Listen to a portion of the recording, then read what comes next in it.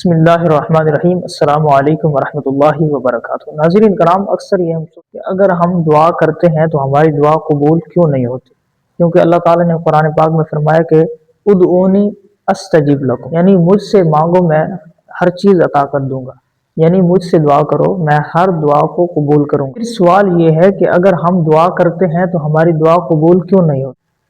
پہلی بات یہ ہے، نبی کریم صلی اللہ علیہ وسلم نے فرمایا حرام کھانے والوں کی دعا قبول نہیں ہوتی، کیونکہ ہم حرام کی کمائی کے ساتھ دعا کریں گے تو ہماری دعا قبول نہیں۔ دوسری وجہ یہ ہے کہ ہم دعا میں جلدی کرتے ہیں۔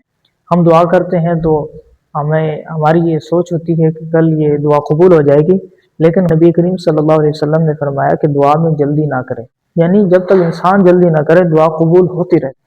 تو اسی وجہ سے ہمیں جلدی نہیں کرنی چاہیے، ہمیں صبر کے ساتھ کام لینا چاہیے۔ اور تیسری وجہ یہ ہے کہ ہم دعا کرتے ہیں تو توبہ استغفار نہیں کرتے۔ نبی کریم صلی اللہ علیہ وسلم نے فرمایا کہ دعا کیا کرو اور ساتھ میں توبہ استغفار کرو، تو اسی وجہ سے دعا قبول ہو جائے گی۔